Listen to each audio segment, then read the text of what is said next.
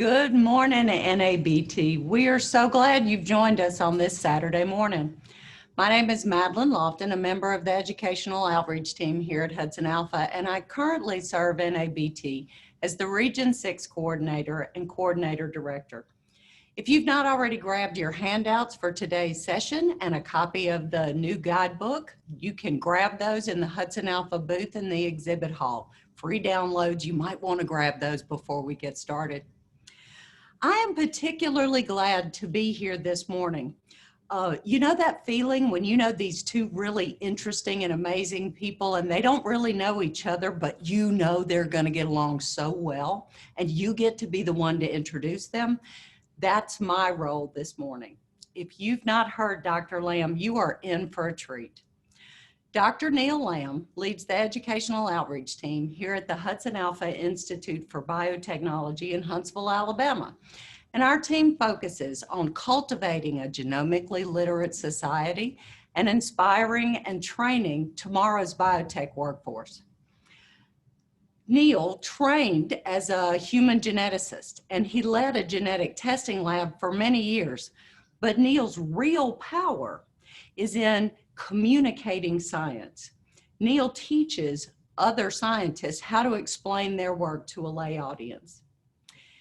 In 2018, Dr. Lamb's contribution to science education earned him a Faraday Science Communicator Award from the National Science Teaching Association. More recently, Governor Kay Ivey appointed him to the founding chair of the Alabama STEM Council, and he served in numerous other positions at the state and national level promoting science education. NABT, it is my honor to introduce you to Dr. Neal Lamb. Madeline, thank you for that. That was really spectacular. Good morning, NABT. Thank you for joining us on a Saturday morning. For some of you, it is quite early on a Saturday morning, and I am glad that you have tuned in to join us for this session as we talk about new stories from the guidebook. Before we jump into the content, I would like to say, as a scientist, as a science educator, and most importantly, as a parent, thank you for the work that you have done this year and you continue to do in educating learners everywhere about science in the midst of incredibly challenging circumstances. I am incredibly grateful for the work that you do. So why don't we get started? So whether you are wearing your conference best or whether you're in something perhaps a little bit more comfortable, I'm really glad that you're with us. So settle in, and we're going to talk specifically about the new guidebook. This is something that Hudson Alpha creates every year. It comes out every October, and it covers about 50 new findings in the field of genetics, genomics, and biotech from the last year. So my team and I read through hundreds of science journals and identify those that we think are going to be most relevant at a high school or at an introductory college biology level. And then we craft this in everyday language. Some of the stories are a paragraph, some of them are half a page. So this is the guidebook. These are the pages. And again, as Madeline said, you can get this as a free download from the Hudson Alpha booth, as well as the handouts for this talk. We're going to cover 9 stories over the next 55 minutes, and we'll spend some time with questions as well as we move through. I want to start by saying, let's talk about what's going on in the world of COVID, that thing that sucks up much of the oxygen in the room. So there's a 2-page infographic in the guidebook all about pandemics, about the difference between something that's endemic and an outbreak and an epidemic and a pandemic, why we see pandemics occurring more and more frequently, what zoonotic disease is, and examples of that. And then I'll just call your attention to this right-hand column over here. So right before everybody went into stay at home and lockdown, we made the intentional decision to start creating a set of videos that explain what's happening in the world of COVID in 5, 7, 8-minute segments using everyday language. It's me and a whiteboard, so it's really straightforward. Every week, there are new videos about what's happened in the field of COVID over the last several days. There are now 50 of these videos, and they're available at this link right here, Hudson Alpha Beyond the Blog. So I would encourage you to take a look at that. We've highlighted several on this page that specifically we might think are of use to you and your students in helping them understand both the nature of the pandemic and the way that the science continues to change over time. And Madeline and her team have done a fantastic job of actually building a set of hands-on activities for teachers to use these videos as the backbone. And you can find that from the Hudson Alpha education page. So, background on COVID. That's all I'm going to talk about from COVID right now. I know many of us have COVID fatigue, but I just want you to know where this is and that every week there are new videos. The video that came out just 2 days ago actually talks about the nearly 24 different types of therapies that are in clinical trials and the status of where those potential therapies take us. If you are not somebody who spends a lot of time dealing with genetics and genomics and biotech, and you want a grounding in some of the concepts you're going to hear me talk about, I'm going to direct you to our Biotech Basics articles. So there are almost 24 of these that range from what is DNA sequencing to what is precision and personalized medicine, or what is the field of agrogenomics. They give you a foundational content that you can then build on. And there also are linkages to course of study standards, both in the life sciences as well in health and career tech. So it's a great place to start if you are looking for some additional background context. Okay, so with that, let's jump in to our next story. We're going to talk about vaccines, but not COVID vaccines. We're actually going to talk about the measles vaccine. Now, the measles vaccine has been around since the 60s and 70s, and it was noticed that after communities went through vaccination, that in the years following vaccination, the childhood mortality rate dropped. And it not only dropped due to lower infections from the measles, but it dropped for deaths for other infectious pathogens as well. And so that really raised this key question: does the vaccine for the measles boost the immune system so it works better, or does actually having the measles weaken your immune system? There was no real way to answer this question until recently. And so this is a study from last year, 2019, out of Norway. And these are relatively small numbers. So let me caution you against reading too much into this. This clearly has to be replicated. But they looked at 3 different populations. These are all children. Some of these children were not vaccinated, and they were able to recruit the kids into the study through their parents, and they were able to take blood samples. And then as they followed them, as there were measles outbreaks in the community, 77 of these unvaccinated kids developed the measles, and they were able to take blood samples after infection. And they were able to compare that to 5 of their children who were not vaccinated but did not get the measles. And then they had about 59 age-matched controls that were vaccinated. So they took blood samples from all of these. And then they used a technology called Veer Scan. This is really cool because we're at the point now where we can actually, with a little bit of blood, get a peek into the strength of your immune system. And in Veer Scan, they actually are able to tell if an individual has antibodies in their blood, so this kind of storehouse of antibodies for over 400 different known infectious diseases. So Veer Scan gives you a snapshot of the strength of your immune system. And they were able to do this before, and then for the individuals that got measles, they were able to do it after.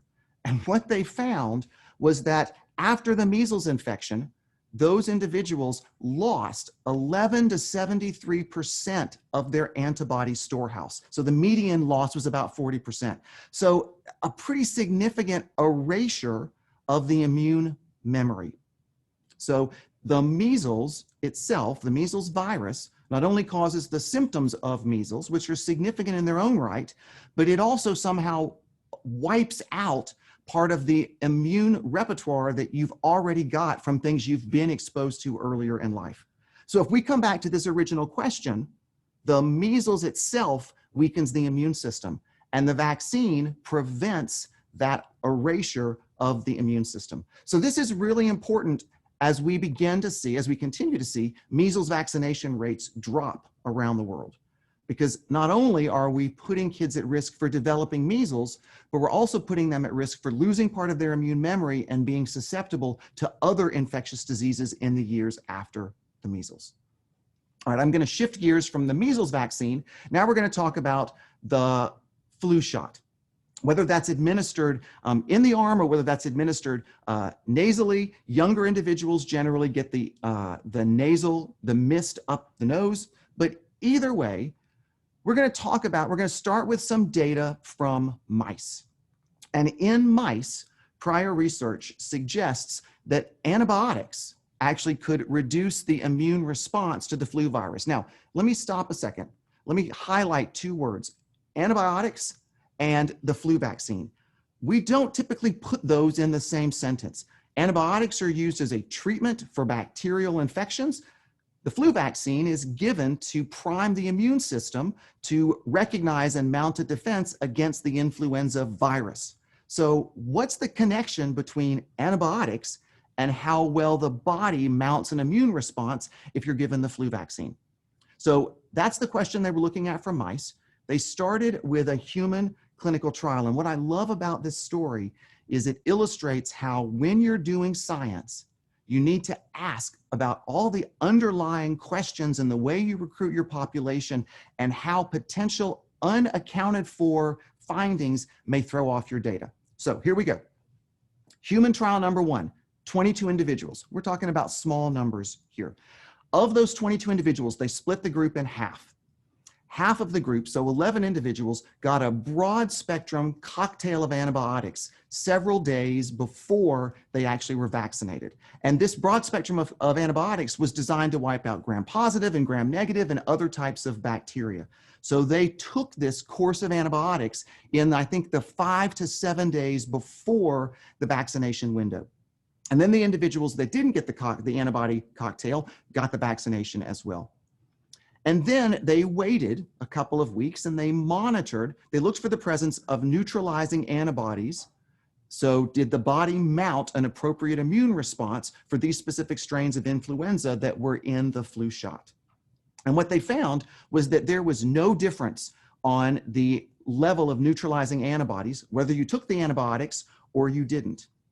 But they noticed that almost everybody in this study, nearly all 22 individuals, had some prior level of immunity to the flu virus, either because they may have had the flu in recent years or they may have had the flu shot in recent years. And even though the flu shot changes specific strains, there's some level of overlap between the effectiveness against other strains.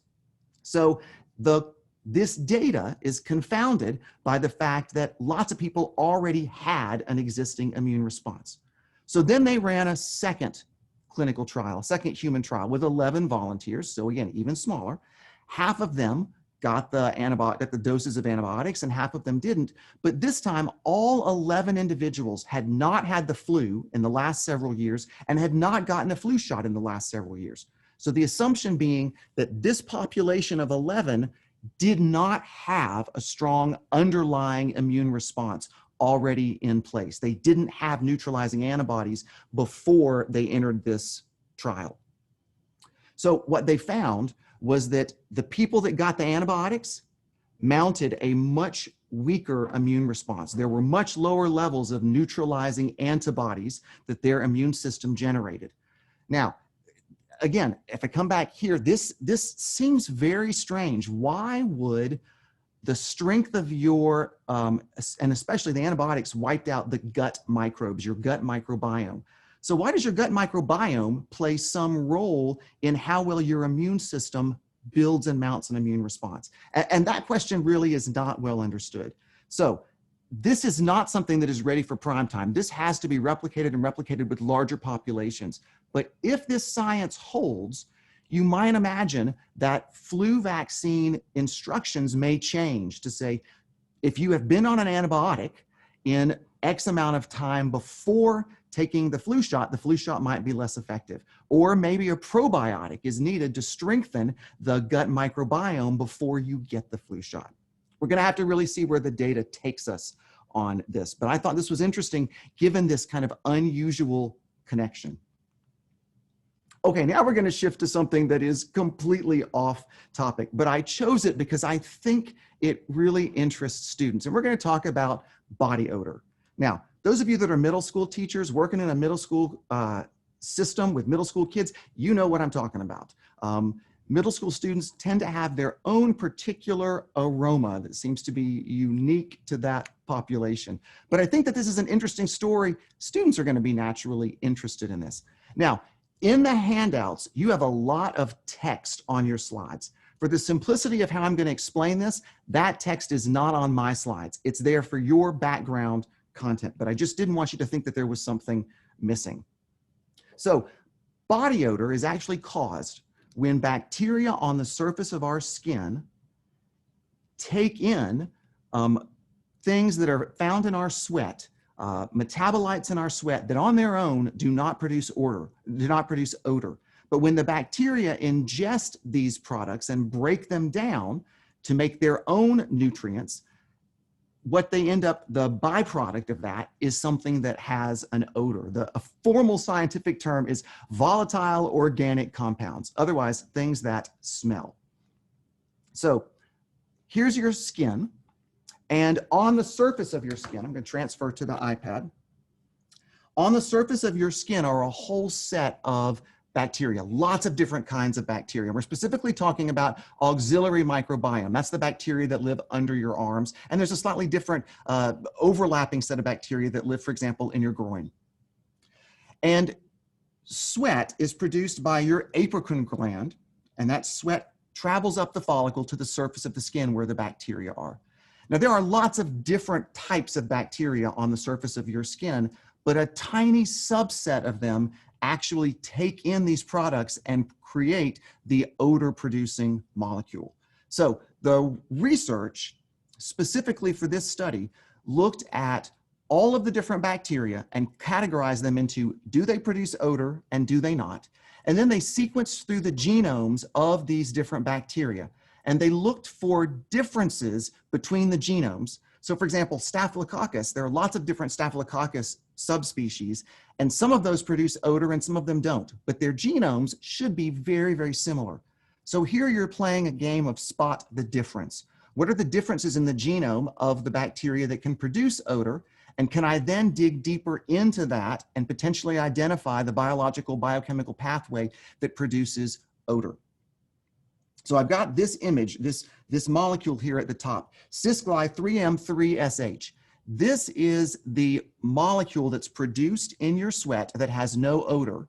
And this is the precursor that certain subset of bacteria actually take in. So it's actually transported in through a transport molecule on the surface of these subsets of bacteria. And then there are two enzymes, one PEP-A, and this newly discovered enzyme, PAT-B, that actually cleave off the two amino acids. And they break those amino acids down into pyruvate and ammonia that they can then use for their own metabolic purposes. And then they either diffuse passively or they excrete this molecule right here, 3M3SH, 3-methyl-3-sulfonyl-hexane-1-OL. That's the odor-producing molecule. Now, this is a great paper for those of you that are really interested in both enzyme structure and function or in biochemistry, because they do a great job of modeling the structure of this PAT-B enzyme and talking about how it has specific pockets that very intentionally bind the components of this odorless precursor compound. They do a great job of talking through the metabolic pathway and the process that comes through this. It's a really interesting paper. I'm especially intrigued by one last statement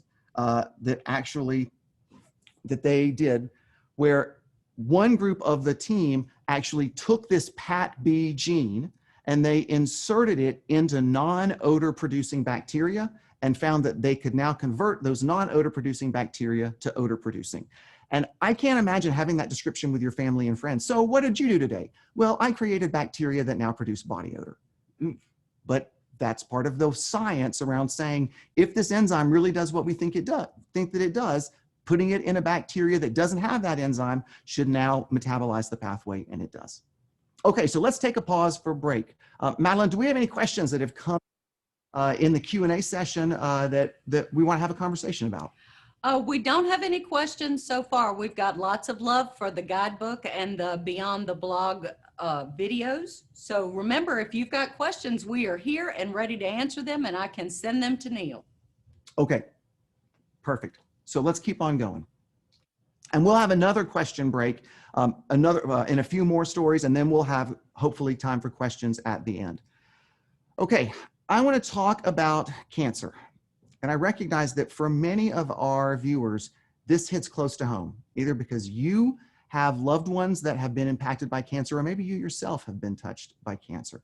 Specifically, I want to talk about therapies for cancer, and I want to talk about a challenge that arises when we are treating many forms of cancer, and that's the development of drug resistance in the tumor as you begin to treat the tumor with whatever this therapy is. So up until this point, the thinking was that you had a population of cancer cells, and remember, cancer occurs when cells acquire mutations that allow them to ignore the typical growth and stop growth signals. So cancer cells accumulate mutations. So as a cancer is growing, it is accumulating additional mutations. And the thinking has historically been that one of those cancer cells randomly accumulates a mutation in a gene that would allow it to be resistant to a certain therapeutic drug. Now, that only provides a benefit to that cancer cell if you give the tumor that drug. So now there's a strong selective pressure to choose for those cells that have randomly acquired that mutation. But the thinking is cancer cells often contain millions of cells, cancer tumors contain millions of cells, and that by chance, you may have a mutation that has occurred that provides resistance. And so when you're treating with drug, the susceptible cells die, but the resistant cells shown here in red survive. And in fact, sometimes they even grow better because now there's no competition for the nutrients because all the surrounding susceptible cells are gone. And now you've got a drug-resistant tumor. This is a real challenge in lots of therapies. And there's a lot of research into how can you try to slow or prevent this drug resistance. So this group of researchers was studying drug resistance, and they're specifically looking at colorectal cells. So they've taken colorectal cell tumors and they've now grown them, they've immortalized them and grown them in the lab in a Petri dish. So these are cell lines from patients. And they're now studying them in a Petri dish where they can try different drugs and they can follow what's happening in the individual cells. And specifically, they gave these colorectal cell lines, they treated them with drugs that specifically tamp down mutations and overactive genes in EGRF and BRAF. Erbitux is one of those. I think Dafinil is another one of those, the trade name for those drugs. Here's the interesting piece. They studied the cells as they were being treated and after treatment, and they found that during treatment, the rate of mutation seemed to increase in these tumor cells undergoing treatment. So let me jump to the end a second.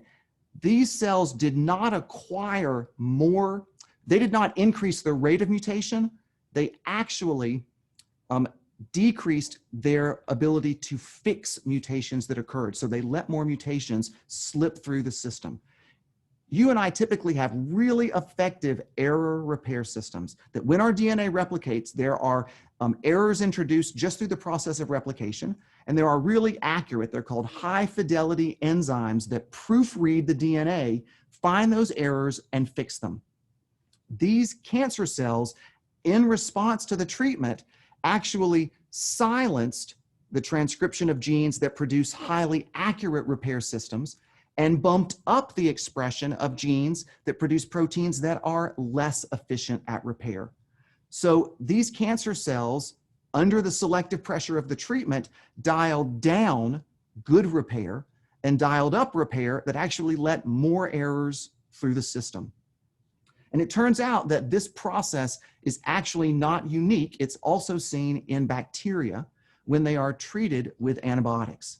They go through the same process of dialing down the highly effective repair and dialing up the error-prone repair. And it's called adaptive mutagenesis.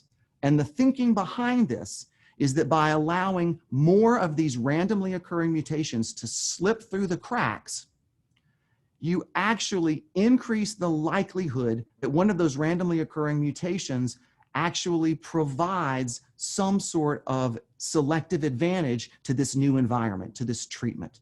So it is not that in response to the treatment, the cancer cells specifically mutate the genes that provide resistance to the drug. It's that in response to the treatment, the cancer cells take the reins off. They are less good at proofreading. The quality control goes way down. And in response, you increase the likelihood that one of those mutations happens to be in a gene that now confers resistance to that drug.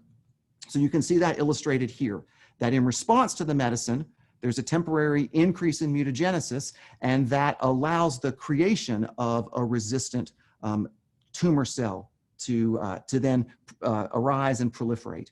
Now, that approach, by changing the type of repair, there are actually existing therapies that we may be able to take advantage of, that when cells make that switch, they become more susceptible to other types of treatment. So if we can figure out how frequently this occurs versus this, we may have some options to try to slow the development of drug resistance. Again, stay tuned, but I just find this fascinating that in response to some environmental stressor, there is some switch that flips that allows the quality control folks to just kind of take their hands off. Sorry, I just made that sound like that your cells are capable of individual thinking, but this process of repair gets less efficient. And then when the treatment stops, the cells actually switch back to a better repair system, which is just really intriguing. All right, now we're going to talk about mitochondria. So for many of you, you talk to your students about mitochondria. They are the powerhouse of the cells. They produce the energy that the cell needs in the form of ATP through cellular respiration and the electron chain transport. Inside each mitochondria, there are many, many copies of mitochondrial DNA, this small circular molecule. So many copies of mitochondrial DNA inside each mitochondria, many copies of mitochondria inside each eukaryotic cell. So there's the background for this next research story. And this group of researchers identified free-floating mitochondria in our bloodstream and in the space in between cells. Now, traditionally, we've taught that mitochondria are bound within the eukaryotic cell. They aren't free living outside of that cell. This data, assuming that it's replicated, potentially shifts some of the way we tell that narrative. And the way this story arose, interestingly enough, is that this research team was looking for what's called cell-free DNA. So these are fragments of DNA, that both nuclear DNA and mitochondrial DNA, that come from cells as cells break down. And they float through the bloodstream. And you can actually use cell-free DNA as a diagnostic tool. What they found was that there was a subset of mitochondrial DNA that they thought was cell-free, which is normally in really short fragments, that was actually in longer fragments and really resistant to the typical way that you would break down that piece of DNA. So they found this highly resistant to degradation clump of mitochondrial DNA, and they started digging into it more. And what I really appreciate about this paper is that when they thought, hey, maybe these are fully functioning, free-floating mitochondria, they then underwent a whole set of additional experiments to say, if that hypothesis is true, then you would expect this result from this experiment and this result from this experiment. It's a great way to show your students how when you have an unexpected finding, you don't just publish based on one piece of data, you've got to build a whole case for your hypothesis, and they do a really nice job of that. So they found that there were full-length genomes, circular genomes in the plasma, in the blood, and in the space in between cells. And that these mitochondria were structurally intact, and that they contained an inner and an outer membrane and an inner membrane space. And they consumed oxygen and were respiration competent. So they were actually fully functional.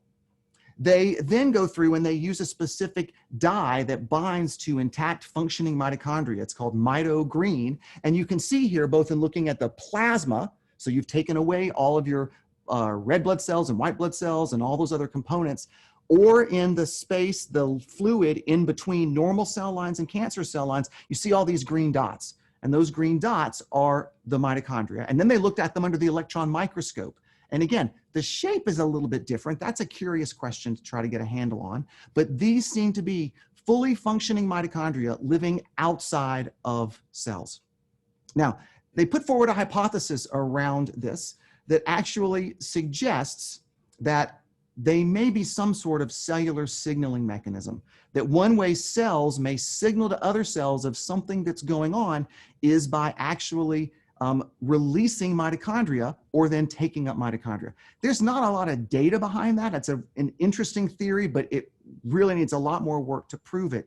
But the fact that there seem to be free-floating mitochondria really kind of potentially changes the way we think about mitochondria and the endosymbiotic theory about how mitochondria came to be contained within a eukaryotic cell. Again, something definitely to keep an eye on. And their estimate was that there are between 200,000 and 3.7 million of these free-floating mitochondria in a milliliter of blood plasma. That's a pretty significant number. I'm going to shift gears on us from mitochondria to cheese. So I don't know if you have the munchies right now. You might be munching on breakfast or maybe an early lunch or a cup of coffee or a mug of tea.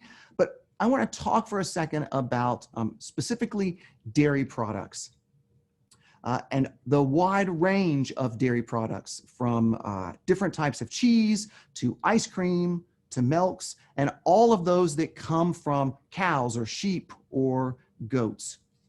We're going to take a step back from dairy and talk about another product that comes from cows. We're going to talk about Impossible burgers. So an Impossible burger tastes like beef, but has no beef in it. So it's plant-based, and it has a specific hemoglobin protein that comes from a plant that provides some of the characteristic meaty flavor. It's got a heme group in it, an iron holding group in it. And the gene was inserted into a bacteria to produce this hemoglobin protein. And that bacteria produces lots of hemoglobin in a fermentation tank. And then it is extracted and blended in to the other products to give you the flavor of beef. Impossible burgers are sold in 5,000 stores across the United States. So they have become almost completely ubiquitous. Plus you can get them at your local Burger King. So now groups are looking at taking Impossible burgers, the concept behind Impossible burger, and applying it to dairy and creating what are called dairy identical proteins. So these are proteins that amino acid for amino acid match what you would get from cow's milk, but they are not produced by a cow. And so there are several companies looking at this. Impossible Foods is looking at it. Really, some of the key leaders are Perfect Day and New Culture and Motif Foodworks. You're probably not hearing a lot about this yet, but I'm willing to bet you will over the next couple of years. Now, the next slide that's in your handouts has a lot of text and gives you the kind of blow-by-blow steps. I'm actually going to show you a cartoon instead, just so that we don't have so many words. This is how this process actually takes place, with some minor modifications from company to company. And you can see I've got circled in red this phrase, dairy flora. And you can see that there's a lovely picture of flowers next to it. Well, that picture's a little misleading because the flora that these groups are talking about are microorganisms. So bacteria or yeast or fungi. And what they've done with these microorganisms is they have inserted into these microorganisms the genes from cows for casein proteins and whey proteins, which are the two primary proteins found in milk.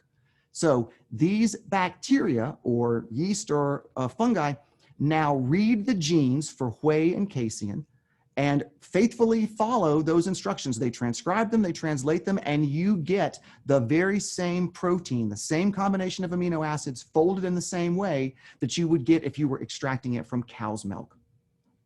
They take these microorganisms, these dairy flora, and they add plant sugar, and they grow them in an enormous fermentation tank. Now, this is not unusual. The field of biotech has been doing this for decades. This is how we get many of our medicines or many of our industrial enzymes, by taking the gene from the organism that normally produces the protein and inserting it into a bacteria. So you're creating a recombinant bacteria or a recombinant yeast, and then it creates it in a fermentation tank. So the bacteria, the microorganisms, they secrete the proteins, the casein and whey proteins, into the fermentation fluid, which you can then extract from, and you get your real dairy protein, but it's animal-free. And you can then use that to make curds and cheese, or to make, for example, ice cream. So this is dairy identical cheese. It has the same melt profile, it has much of the same flavor profile as what you would get from cows, but it does not involve the cow. So the question you might be asking yourself is, why would I choose cheese from a fermentation tank as opposed to cheese from Bessie? That's a fair question. Here are some of the reasons that these companies argue that you might want to choose dairy identical cheese. So vegan consumers who avoid all animal products altogether. I don't know if you've tried vegan cheese. I had some a few weeks ago. It misses the mark in a lot of ways. And so dairy identical allows vegan to enjoy cheese and ice cream without having those products come from animals. These groups also argue that this is an issue of food scarcity and sustainability, that it takes much less resources, much less of an environmental footprint to do this in a fermentation tank than it does to raise cattle that require a lot of water and a lot of land and take up a lot of resources when there's less and less farmable land available. That is the argument that they choose, that they use. It's important to note that dairy identical cheese and dairy identical ice cream, this is not nutritionally identical to milk. It does contain casein and or whey, but there are 18 or 19 other proteins that you're not going to find in these dairy identical cheeses that you would find in cheese made from cow or sheep or goat milk. Are these GMO? Is dairy identical cheese GMO? The microflora that produce these proteins are GMO. They contain cow genes, but the protein products are not. And so therefore, this does not get labeled as GMO because there is no bacterial DNA in the final protein product. It might get labeled as contains non-animal whey or casein protein. That might be your key cue about this. Now, as you might imagine, the Dairy Association is quite concerned about this and is petitioning the Food and Drug Administration to change the definition, or to be very clear about the definition of ice cream, cheese, and milk as something that only comes directly from an animal like a cow, a sheep, or a goat.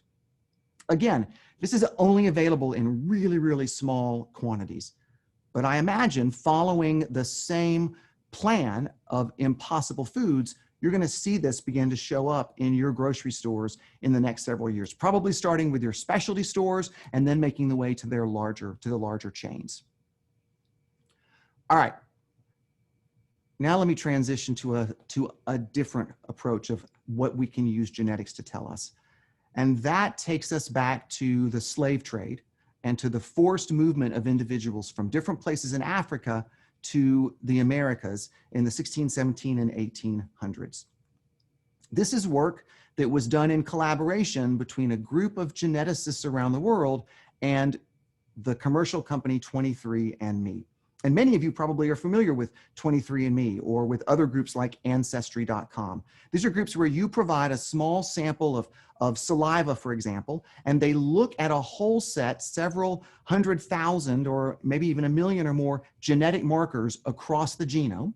And they can tell you things, for example, about your ancestry, or maybe about potential health risks, or about fun traits like if you can smell asparagus in your urine after you've eaten asparagus. I know for some of you who are watching this live, it's really early in the morning, and yes, I did just talk about asparagus urine. Sorry about that. But back to this subject. What 23andMe and these researchers did was they worked with 50,000 individuals in Africa, in the Americas, the Caribbean, North America, Central America, South America, and Europe. And they determined their ancestral connections. And we're going to talk about what that actually means through something called identity by descent. And they were able to essentially say, in these different populations in the Americas, individuals that have African ancestry, what countries, what regions of Africa do those ancestries match with? And sometimes it matches with one region, sometimes it matches with multiple regions.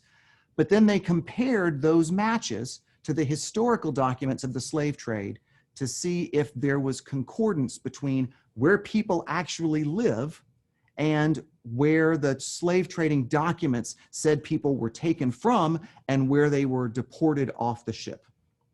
So identity by descent works like this. This is a really, really simple example, but I think it gets the point across.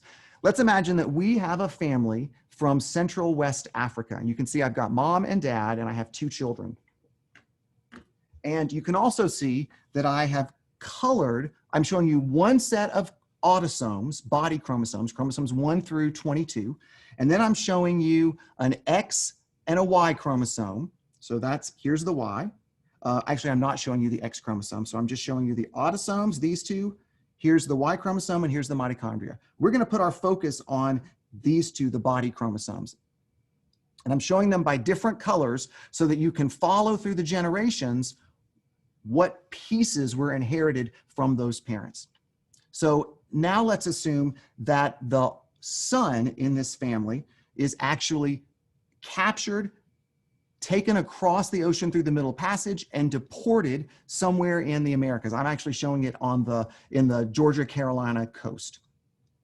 And then let's assume that these children, these siblings, marry and that they have children. And you can begin to see this mixing and matching pattern. So you can see here, for example, on this chromosome that I've got both yellow and green, which corresponds to the yellow and green chromosomes from dad.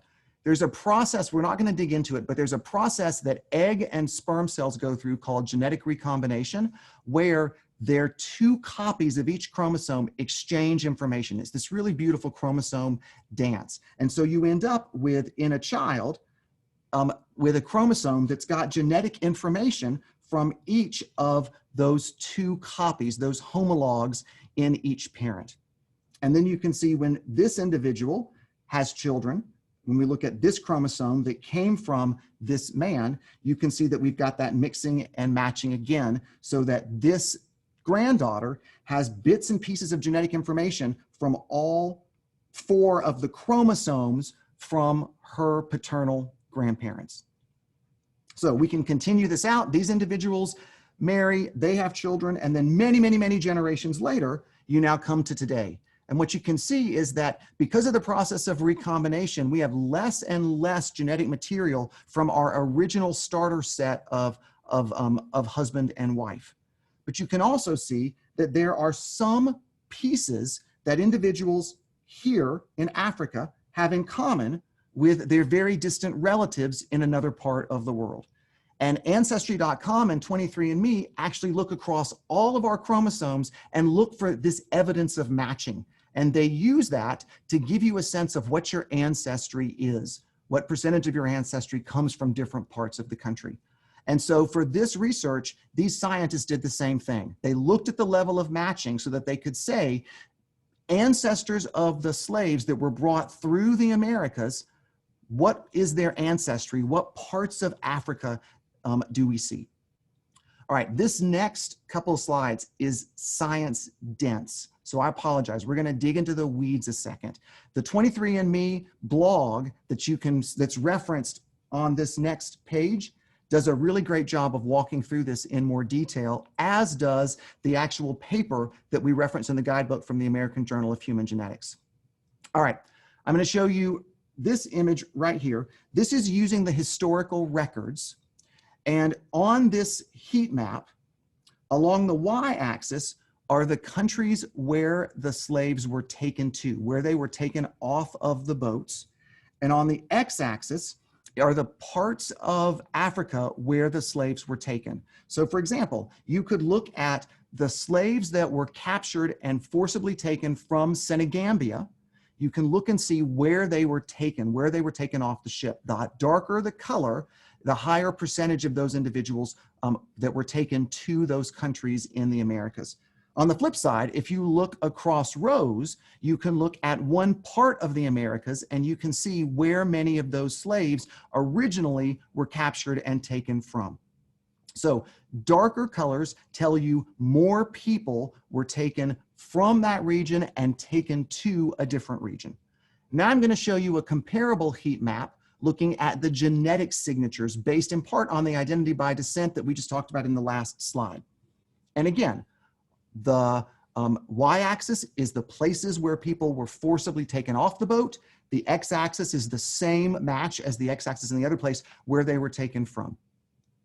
By and large, the genetic data match the historical records with a few key exceptions. For example, in the United States and northern South America, there are very few individuals in this study that were identified with Senegambian ancestry, even though most people that were taken from Senegambia were taken to these particular parts of the Americas. So you would expect to see more Senegambian ancestry. There's a couple of potential reasons behind this. One of them is that Senegambian slaves taken from Senegambia were some of the earliest slaves in the slave trade. And so there were additional, maybe 100 years or more since those first individuals were taken. So it may just be harder to identify those pieces of DNA because they've gotten smaller and smaller over the generations, the matching, the identity by descent. It's also possible that many of those individuals, especially later in the slave trade, were children who did not survive the Middle Passage. And one of the other theories is that many of these individuals actually were taken off boats and put to work in rice plantations where the incidence of malaria was high, and they may have died before they had the chance to have children and pass their genes on. Another important exception is that when you look at individuals in the United States and in Latin America, there's an overrepresentation of people from Nigeria. The slave trade records show that most of the individuals from Nigeria were not taken to Latin America or the United States. They were taken to the British Caribbean. You can see that just by comparing the blue boxes on the left hand here on this side and on this side. You've got darker colors here. There's higher representation in the ancestry, the genetic studies, than you would expect to see based on the documented records. And certainly it also means the documented records aren't perfect. There are gaps in the documented records, but it also is suggestive that many of the individuals who were taken off boats from Africa in the Caribbean, in the British Caribbean, were then put on other boats and ultimately taken to the Americas or to Latin America in a secondary round of slave trade. And then here's the other piece of this data. So this is actually showing you of individuals that had significant African ancestry in the 23andMe study, what percentage of that African ancestry do they have? So darker orange colors indicate higher percentage of African ancestry. And not surprising, you're going to see that in Africa because these are the people who currently live in Africa. You would expect them to have higher percentages, very high percentages of African ancestry. But if you look across America and the North and South America, you see much lighter colors of orange. 70% of the people enslaved in Africa were taken to Latin America. So you would expect to see a high frequency of African ancestry in Latin America, but you actually don't. You have low overall percentages of African ancestry. Compare that to the Americas, where you actually have relatively high percentages of African ancestry, which makes sense because over the time really until recent times, racial segregation meant that you did not have a lot of individuals marrying outside of their ethnic, their racial group. And so individuals, African Americans in America, had high frequencies of African ancestry because they tended to marry other African Americans.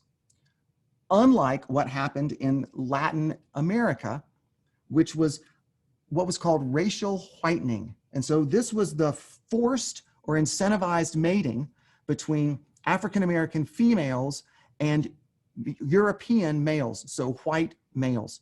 And this was done in an intentional bid to reduce the amount of African blood in these individuals, to make them more white. And so you see the genetic evidence of that. You also see that there's a bias towards most of the African ancestry being contributed by females, not by males, which again speaks to the accounts of rape by enslaved African women or sexual exploitation by their owners. So you would expect to see more. Because of that, you would see the male contribution being more Caucasian, the female contribution containing the African. So this data suggests that many of the things that the historical records tell us, it bears that out, but it also finds evidence of many of the other things that you aren't going to find in the records, things that that are really that illustrate the shameful way that we have treated enslaved populations throughout the last several hundred years. All right, let's pause there and let's see if we've got additional questions. Madeline? We actually do. So hopping back to the measles story, Sophia asked, the Veer Scan identifies circulating antibodies. How long do those antibodies persist? And is there any evidence that the measles infection affects the memory B cells that produce those antibodies? Oh, Sophia, those are both great questions. As I understand it, and I'm not an expert on Veer Scan, but we can dig into the paper and find out, Veer Scan doesn't necessarily measure the high level of circulating antibodies. It actually is pretty specific. It can even see the memory populations of these neutralizing antibodies, the memory B cells. And so it is able to measure not necessarily the high levels of antibodies that are circulating in your body, but these lower levels of memory cells that remain months or years after you've been infected. Now, the second part of your question, is it specifically affecting the memory B cells? I'm not 100% certain. I'll take a look at that. And if you've got time and you want to follow us over after this session to our Q&A chat in the HudsonAlpha virtual booth, I'll pull up that paper and I'll try to get you an answer. Anything else? Yes. So Todd asked about the cancer drug resistance. Is there evidence that this happens in other types of cancer besides the colorectal cancer in the paper? It's a great question, Todd, also. This data only looked at colorectal cancer. So I would imagine that what is happening now is that other researchers are going to be looking at other types of cancer to determine if adaptive mutagenesis is a common theme among all cancer types or is specific to certain subtypes of cancer. Madeline? That's it for now, and we're running dangerously short on time. All right. So with that, let me take us to our last story. And that is about this little guy named Cosmo, Cosmo the bull. Cosmo is an interesting individual, an interesting creature, interesting bull, because of the way in which he was created, generated. And I use that word intentionally. So let's talk about some bull and cow genetics. So here's a karyotype of a typical cow genome. And you can see that there are 30 pairs of chromosomes, 29 autosomes and one set of sex chromosomes, and that it's diploid. So you've got one of each copy. On chromosome 17 in cattle is something called a safe harbor locus. And this safe harbor locus is a region of genetic information where if you were to insert genes into this space, the action of those genes would not interfere with anything happening on either side of the safe harbor locus. So you could genetically insert DNA into the safe harbor locus and the expression, the transcription of that inserted gene would not throw off any of the surrounding bits of information. So a group of scientists actually created a vector. So this is I believe it's a bacterial vector that I'm showing you here in orange. And they inserted pieces of the safe harbor locus that are identical here. And then they inserted the SRY gene. This is the gene that trips the switch for male development. This is the cattle SRY gene. And then a gene for green fluorescent protein, which is a gene that actually comes, I think this one came from jellyfish, that produces a protein that under certain wavelengths of light glows green. And then they used CRISPR, and the CRISPR system cuts the DNA. This specific version of CRISPR cuts the DNA in 3 locations that I've shown you here, double-strand cuts. And DNA does not like to be cut. It is, once it's been cut, it is going to look to repair itself, to fix that cut. And in this instance, the researchers are hoping that the repair actually integrates in this insert. So now I have put in the SRY gene and the green fluorescent protein gene in the middle of this chromosome 17 safe harbor locus. Why would I want to do that? Well, let's talk about mating. So there's a lot of stuff on this screen. I just want you to look at the presence of the little cloud, the little circles that say SRY in blue.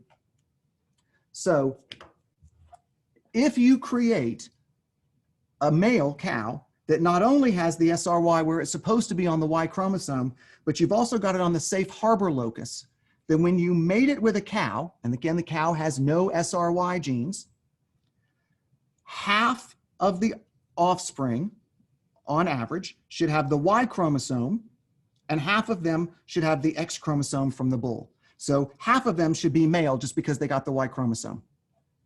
Half of the offspring should also inherit the copy of chromosome 17 that contains the SRY gene, and half of them should inherit the copy that contains, that is the typical safe harbor that doesn't contain SRY. And the thinking is that if an animal has an SRY gene, whether it's on the Y chromosome or on chromosome 17, it should be male. So this individual right here, even though it has no Y chromosome, has the SRY gene and should become male. So instead of a 50-50 male-female, you actually get a 75 male, 25 female. And this is big business for agriculture. Males come to market faster. Males fetch more per pound than females. So this is a business decision to try to shift the frequency of male to female in favor of more male offspring. So they, in a dish, fertilized egg and sperm. And then at the moment of fertilization, they inserted all the things that they needed for the CRISPR-Cas9 editing to take place. That vector with the SRY gene and the GFP gene, all of the proteins and enzymes, the goal being that at this single-celled stage, you would edit the chromosome 17 safe harbor locus and insert this gene. And because they inserted the GFP gene, if you let those single-celled embryos grow to a blastocyst, to several hundred cells, a sphere, and you use that wavelength of light, you would be able to identify which ones took up the insert because they would actually glow green. And so this right here is the blastocyst that gave rise to Cosmo. Now we're running out of time, so let me show you. The goal was a single insertion. Here's what they got. 90% of their cells on one copy of the safe harbor locus had 26 nucleotides of random DNA, which is not uncommon when you make a cut in the DNA. Sometimes it gets filled in with just random nucleotides. The other copy of the safe harbor locus has 7 copies of the knock-in, 7 copies of SRY and GFP, and a little bit of bacterial backbone. And then 10% of the cells have 3 copies of the knock-in and the backbone. On the one hand, this is not what you're hoping for, but on the other hand, this is not unexpected from the first time you do these kinds of experiments.